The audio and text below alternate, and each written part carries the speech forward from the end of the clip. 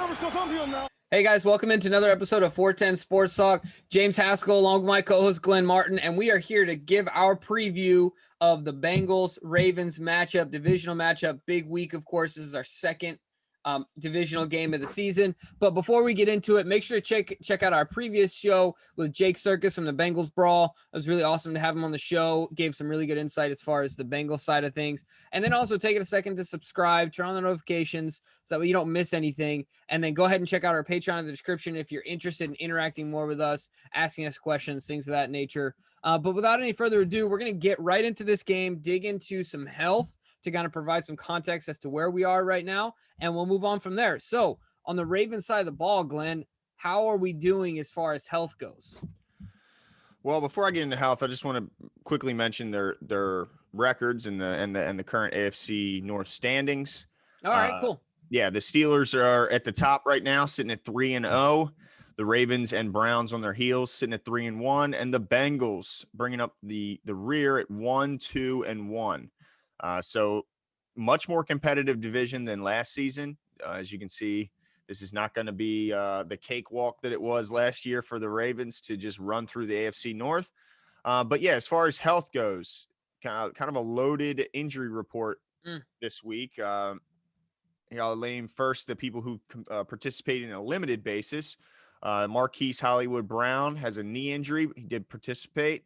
Anthony Levine Sr., abdomen. Chris Moore has the finger injury. And then Ronnie Stanley, maybe the biggest name on here of note since he did miss last week, is still battling a shoulder injury. But again, all of four of those players did practice in a limited basis. So that's at least good news and kind of points to the fact that they might play. But Jimmy, who did not practice this week? Yeah, I mean, the big name, of course, Lamar Jackson was missing in action the other day based on due to a knee injury, something that is of concern.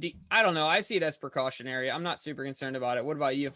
Yeah, I mean, I'm not worried the fact that he might miss the game, but anytime your star player has an injury, it's a little worrisome. But no, I don't think there's any worry that he might miss the game or anything. But might he be a little limited in the game? Possibly. So it's something to at least keep an eye on.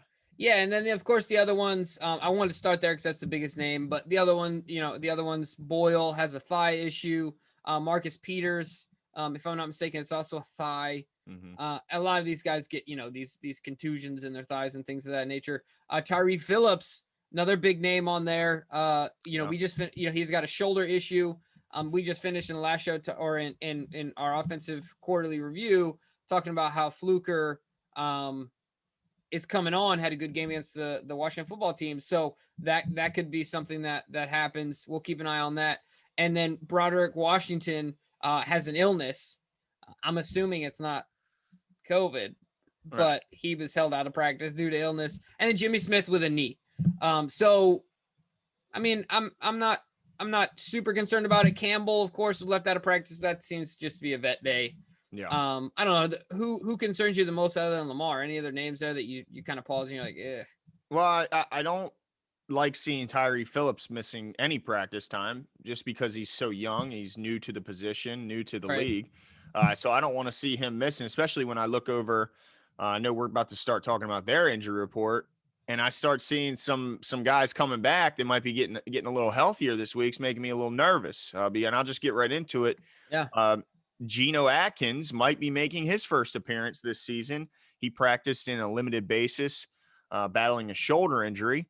But Carlos Dunlap, he got a vet day off, but he appears he's going to be able to go. So now I know I believe Mike Daniels was put on IR, but they still have the combination of Dunlap, Atkins, and Reeder. If they can all finally play together this season, that's a pretty formidable front that without Tyree Phillips being, even if he is able to go, if he's not able to practice all week, or if he practices in a limited basis today or tomorrow, it could affect him in the game. So I'm a little concerned from that standpoint, but as you mentioned, it's nice having Fluker there, and that's a good safety blanket, I guess. Yeah, absolutely. I was going to say that, they talk about the Monstars we have up front. I don't know, DJ Reader, Geno Atkins, and Carlos Dunlap might put that Monstar title to, up to the limit because that combination might be just as formidable, if not more formidable, than Calais Campbell, Derek Wolfe, and Brandon Williams, right? Yeah, I mean, beasts. those guys are no joke. Mm-mm. All right, so relatively healthy. It sounds like based on your breakdown, they only had one guy that didn't practice, and that was due to a vet day, just a vet day off. So let's get right into the game itself and talk about some concerns and questions. Now that we kind of know we're out from a health perspective, there weren't any transactions of note going into this game. We didn't get the best pass rusher in history to come down and just all of a sudden play for the Ravens. So we got who we got, and we're rolling with it. One of the questions I have for you, Glenn, is this is something I was thinking. Can the pass rush continue to improve on last week? Last week they had a relatively better outing, but can and I guess more specifically, let me ask you this: without the need to blitz like crazy, can our linebackers beat win their one-on-one matchups in this game without added guys coming and get home that way? Do you have any confidence in that based on last week that they can do that better than before? I don't know if last week gave me any more confidence, but when I look at the Cincinnati Bengals roster, it gives me some confidence. The right side of their offensive line is not good. I mean, we heard Jake Circus mention it in our last show. The right guard position's been a revolving door. The right tackle position hasn't been good. He gave good reports on Jonah Williams at left tackle, but this is his first year playing. He missed his entire rookie year with an injury, so he's still new to the NFL. This is only his fourth or fifth game. So I think if I was Matt Judon, if I'm Calais Campbell, I'm kind of licking my chops. This is probably one of, if not the best matchup from an offensive line perspective that they could have all season. It's probably the weakest offensive line they'll play all season, unless there's some other teams I'm forgetting or if there's injuries, but really not a very good unit for the Bengals. Probably their weakest offensive unit. It's definitely their weakest offensive unit because they're talented. When you look outside of the offensive line, they are really good. I mean, quarterback, running back, receiver, tight end, they're not that great. But yeah, so I think if you're not licking your chops as a Ravens defender looking at this offensive line, then I mean, what line would you be happy to play against? Yeah, I think the other one would be the Giants. We got the Giants in. Oh yeah, that's true. They're pretty bad. Dumpster fire. Holy smokes! But still, I'm totally with you. I think he called their right tackle a walking holding penalty. Yeah. So that's definitely exciting to see, because I think that our pass rushers need a couple gimmies, need some momentum to kind of get confidence. Once you see it happen, it starts to repeat itself more often. Yeah. So hopefully that can kind of open up the gates a little bit for them. Yeah, that's the hope. But let me ask you this, because they got a couple guys on the outside that have historically really hurt the Ravens. So yeah, how much are you concerned with the fact that AJ Green's here this year? He wasn't last when the Ravens beat the pants off the Bengals. Pretty much everyone did. But AJ Green's back. He seems to be healthy. He's playing every week. And then Tyler Boyd, who in AJ Green's absence has taken over for the role of hurting the Ravens and spoiling the Ravens' chances, especially a few years ago now. What's your level of concern with their outside weapons, mainly Tyler Boyd and AJ Green? Yeah, I mean, I think I would be a fool not to be concerned. I might be a fool based on my score, but I think it's something worth noting. I don't think it will have quite the impact that it has in years past, based on the fact that AJ Green doesn't seem to be himself for some reason. Him and Joe haven't connected. And I think honestly, a lot of that comes to the offensive line not having time to get through routes, or, Joe just feeling the pressure. And then Tyler Boyd, like you said, these are guys to be respected. T. Higgins is someone that they've started to trust lately. So if you're asking me how I think the matchup will turn out, I think it will turn out well in our favor, better than the past. I think this will be with their full wide receiver group out there, and then as healthy as our defensive backs can be. I think that this will turn out in our favor much more than the past. I feel really good about this game. You guys will see in my score. But yeah, so I'm not crazy concerned about it. Maybe I should be more, but I don't know. That doesn't seem to be a point of concern for me at this point. I want to talk to you though about Mr. 28, Joe Mixon, Mr. 48 million. I guess I should just change his number to 48. Is being used more in the passing game. How do we slow down that screen game, Glenn? Because teams are going to keep doing it until we find a way to stop it. That's a concern of mine. Should I be concerned about it? And how do we stop it? Yeah, I guess yeah. I mean, I think all Ravens fans should be a little concerned about, but I think that's more so just offensive coordinators seeing the aggressiveness that the Ravens defense plays with and trying to use that aggressiveness against them. And a screen is a great way to do so. You let those guys go tearing off towards the quarterback, thinking they're going to have an easy sack, and then you just dump it over their head to a quick screen and let guys like Mixon do their thing. So I think you should be. I think all of us should be a little bit concerned with it. Now, they drafted players and brought in players to limit that kind of stuff. When you talk about the athleticism that they brought to the front seven, the Ravens being through the draft and through free agency, they've brought a lot of talent, a lot of athleticism. So you think that they have the personnel to limit that kind of stuff. It's just, does Wink catch them or do they catch Wink? It's a lot of it's like Harbaugh mentioned, it's a chess game. So it's a lot of it when plays are called and why they're called, that that's a lot up to Wink. I mean, I think we have the personnel to defend anything. I mean, you look at our defense personnel wise, it's pretty daggone good. You can stack it up against anyone. Maybe we're missing an elite pass rusher, but outside of that, there's not a whole lot left wanting from a personnel standpoint. So I think it's up to Wink. It's up to Wink to not get caught bringing a heavy man blitz and just getting beat easily by a quick dump down to the running back, or as you mentioned, a screen. Now, look, screens don't always go to the running back. We saw with Andy Reid. Yeah. My goodness. He'll throw a screen to the fullback. He'll throw it to the tight end, obviously the wide receiver and running backs.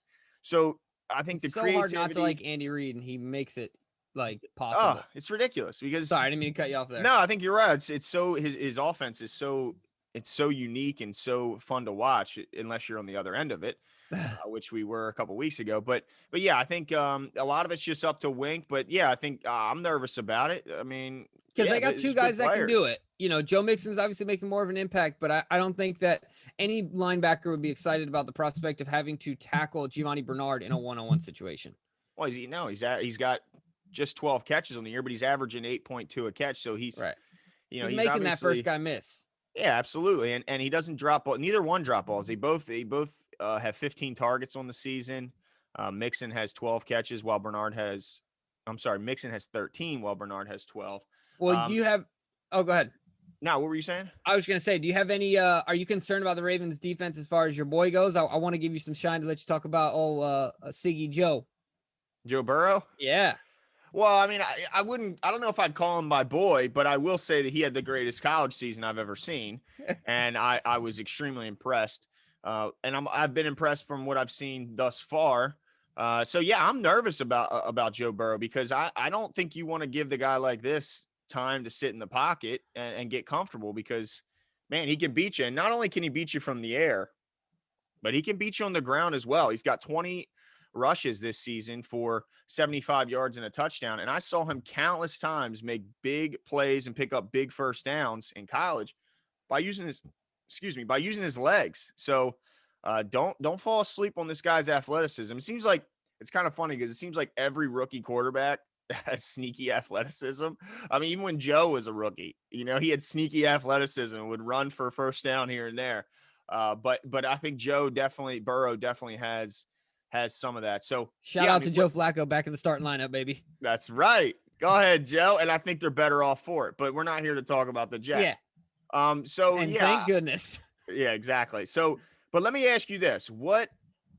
The big thing for the Ravens offense, all the talk has been run the daggone ball. Let's get back to what we do best, and that is run the ball down your throat, play action off of it, get big plays off of the run game first. So what's your anticipation for this game and the run game specifically? Yeah, I think this will be the game that we show our true colors. We stick to our identity. And if it isn't, every week that goes on and on, it's going to make me more and more and more concerned that in the big moment, we won't know who we are, right? Because when anyone gets shaken to their core on their value system or their beliefs, like from a psychological perspective, it's important to go back to who you are, right? Who are you? What do you believe? What do you stand for? The Ravens as an organization need to run the ball. That is who we are, right? Mm-hmm. We are built that way from the top down.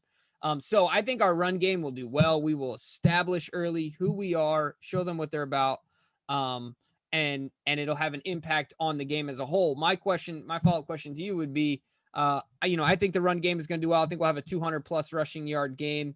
Do you think that will have a positive impact on? I know that something you've been harping on is the lack of connection on the down the field deep plays. So do you think that will benefit them? How do you see that turning out as far as big plays? Yeah, I think it benefits them, not just, but I think you're right in big plays, but in a lot of ways it benefits them because someone pointed out in our comment section that it just seems like when Lamar does take off this year, the defense isn't backed up enough. It's not, it's still too close to the line of scrimmage and not giving Lamar a ton of space to run when the plays does break down, when the pocket does break down. It just doesn't seem like he has this ton of open space like he did last year. And that's probably because the Ravens haven't been hitting on any deep balls this year like they were last. I mean, remember last season they opened the year against Miami. I mean, they were Marquis and Hollywood and Lamar are connecting on deep balls. There's 70-yard passes going over the heads of defenders. So right off the break, you got to be on your heels a little bit as a defensive unit, and you have to say, wait, we can't get too, invested in stopping Lamar scrambling and stopping this run game. We got to watch out for the ball going over our heads. So I think if they start hitting some of those, it just naturally backs the defense off. It naturally makes safeties pause a little bit before they come up and help support the run because they got to worry about Marquis and other guys running by them. So I think it just opens up everything for them if they can get it going. And I think it's important to also control the clock, which is something last year. The reason the defense, it wasn't just that they have a lot of talent and all that stuff. It was the complementary football play by the offense that helps make the defense better. I don't think we've gotten that yet. If you look at the time of possession, it's not where it was last season. They're not sustaining the drives like they were. They're not getting first downs like they were from the Ravens. So if they can improve on all those, if they can improve the run game, I think all those areas improve from it. So, that's my main thing. But my question to you is, Jimmy, if that run game is improved this game, who do you think the guy is that's running the ball? Yeah, I love this question.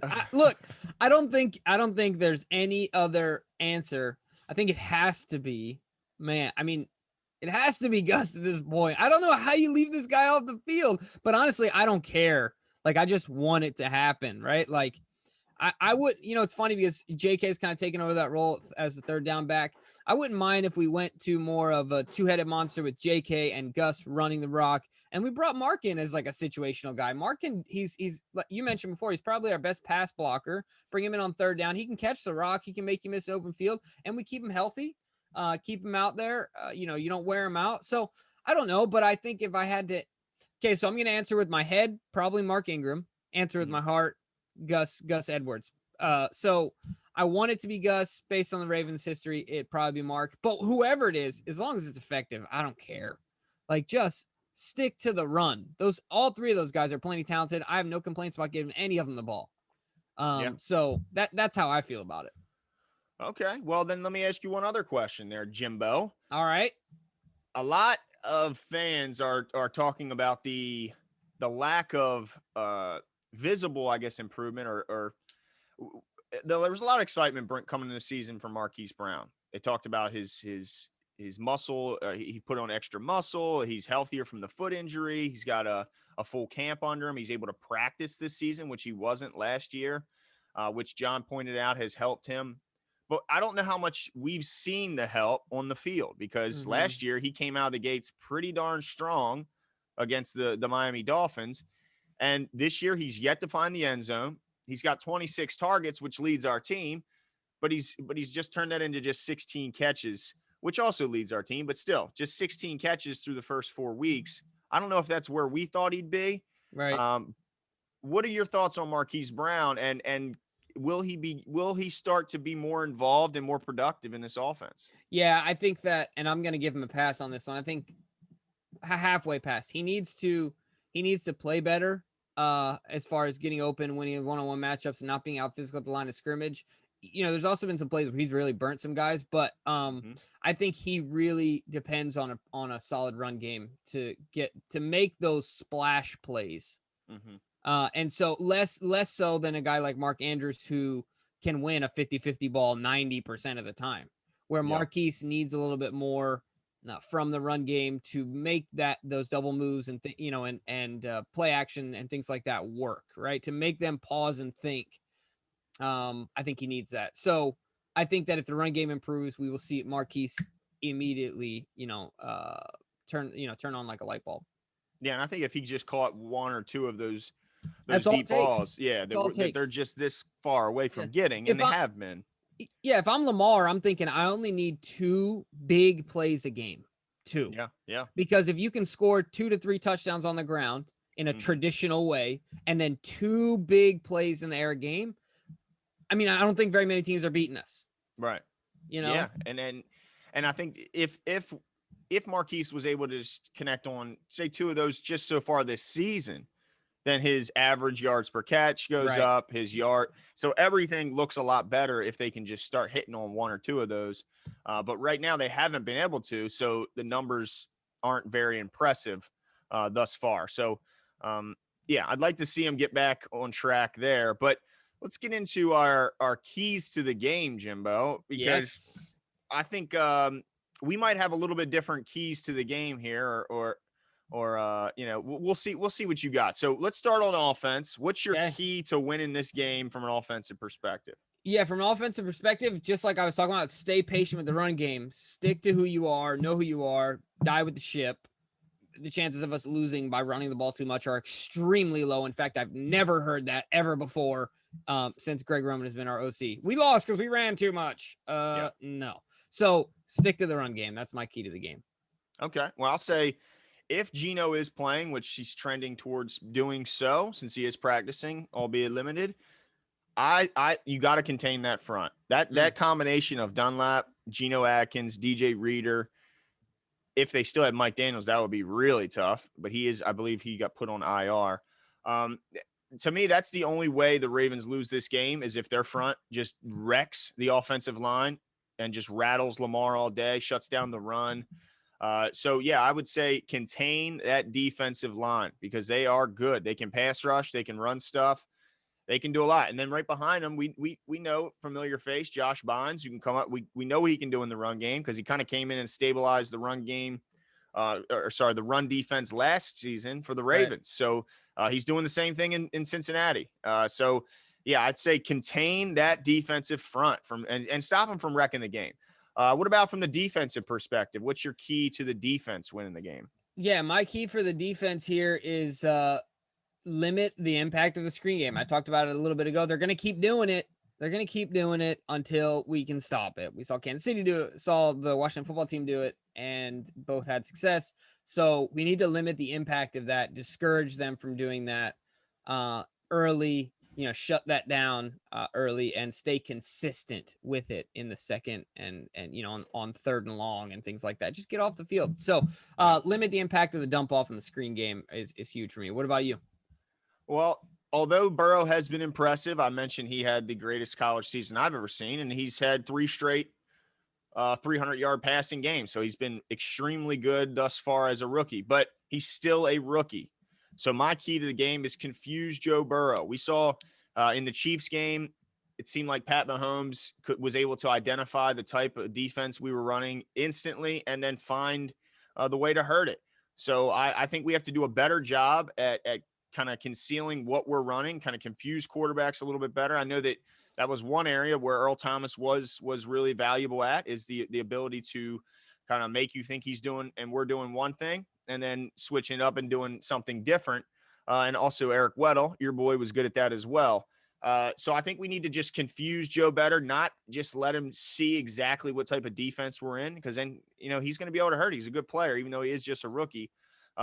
Confuse Joe Burrow. Let's get back to that organized chaos that we used to love seeing here in Baltimore and keep them wondering who's coming, what type of defense are they in, and just switch it up. That's all. Just confuse them. Absolutely. All right. So let's get into our big game predictions and get our scores for the game. Glenn, I'm going to start off with you here and go to the defensive side of the ball, who is your impact player, big game player on the defensive side of the ball? Well, I just mentioned I want the Ravens to confuse Joe Burrow, and I think this guy can really help with that. Marcus Peters is just got to be a nightmare for rookie quarterbacks. When they see the way he sets quarterbacks up, the way he uses his incredible instincts to know where the ball is going to be going and help out other defenders, I think he will take advantage of the youth and inexperience of Joe Burrow and catch him. I think he's going to end up catching him throwing the ball to the wrong team, Marcus Peters namely, and I think he will not only intercept Joe Burrow, but I think he takes it back for 6 and does it on his own. So, yeah, Marcus Peters gets a pick 6. What do you got? Nice. Before I tell you who I got, I just want to say, you said youth and experience, or lack of experience. More about lack of experience because Joe Burrow, older than Lamar Jackson. Just saying. Still pretty young, though, but yes, yeah, I agree. He's only like 35. I think he was in college for like 18 years or something. Yeah. But no, giving him a hard time there. But for me, my defensive back, I also have a defensive back as going to be our impact player of the game. My impact player of the game is going to be Chuck Clark. He's going to get his first interception of the season, get on the board, make a name for himself. I haven't heard a ton of Chuck this year. And hoping that we can hear his name for the first time and have it be, a splash impact type play. So I'm feeling like he's going to get an interception based off the same thing like you're saying. I think Joe Burrow is going to get confused. Okay. All right. So we got defense out of the way. Let's get to the sexy side of the ball. Let's go to the offense. Who you got on offense as our impact player of the game? Well, I think impact player might be a little I guess big strong, game play. Yeah. I think a big game for Nick Boyle is in order. And I think the way he has a big game is he catches a touchdown. I think there's going to be an opportunity inside the 5-yard line this week. And we know the attention that Mark Andrews receives in the red zone, especially. And I think that Boyle is kind of the beneficiary of that attention, that he won't be getting the eyes of the defenders on him. They will be going on other people. So I think Boyle is he catches another tough touchdown. Remember that last one he caught in the Chiefs game, showed off some pretty strong hands and caught a ball in traffic. I think he catches another short touchdown off of a play action inside the 10-yard line. So yeah, Boyle gets a touchdown. What do you got? All right, I'm going Devin Duvernay gets his first offensive touchdown because he's already got a touchdown in special teams, and he gets 4 grabs. I'm getting greedy with this one. He's going to get 4 grabs and an offensive touchdown. How many? What does he have? 2 grabs on the season? 2. Yep. So he would double up his total, which isn't crazy. 2 to 4. He's going to start taking over more and more responsibility in the wide receiver room. I think he's going to get the ball a lot more. I'm really excited about Devin Duvernay. So. Okay, correction. He has 5 receptions on the season. Just so, wow. Yeah, I thought he had less, but he does have 5 up to this point, equaling Nick Boyle's total. So both of us picked guys with 5 catches. Yeah. Let's get into the actual prediction and the score. What do you think the score will be, Jimbo? Oh, all right. So my score is going to be 34-10. I think we teach Joe Burrow a lesson or two. He's coming to school for the first time, and he's gonna get learned. No, he's gonna learn a thing or two. I think they don't score an offensive touchdown until the 4th quarter.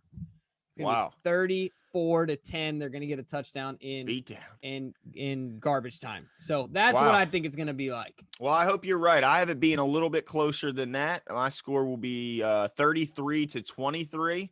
I think their offense is a little tougher than maybe you're giving them credit for. I think they are very talented on the outside. I think Joe Burrow is very, very talented as well. The biggest key will be how does the Ravens take advantage of that weak offensive line? But I do think that they score enough to get inside that 13-point spread, which is what I'm seeing it at right now. But in the end, the Ravens still do win pretty handily by 10 points. So yeah, it should be a good game. Well, you guys let us know what your thoughts are. What's your score prediction? Who do you agree with? Obviously, it's going to be me. No, I can see it, though. Hold on. Who's been a little bit better in the pick'ems and who's been a little bit All I'm saying is I've been a little better this season. I think though with the score accuracy in the Ravens games, we've both been really on, except the last game. That's true. I picked them to drop a 50 piece. We weren't. Yeah. Well, we weren't very good in the Chiefs prediction either. I guess that's true. So we're 50%. Yeah, there we go. Great. So let us know what you guys think. Obviously, we need some expert advice on our scoring, but give us your thoughts. Let us know what you think. Make sure to subscribe. If you're interested in interacting more, check out the Patreon in the description below, and we will talk to you guys soon. See you.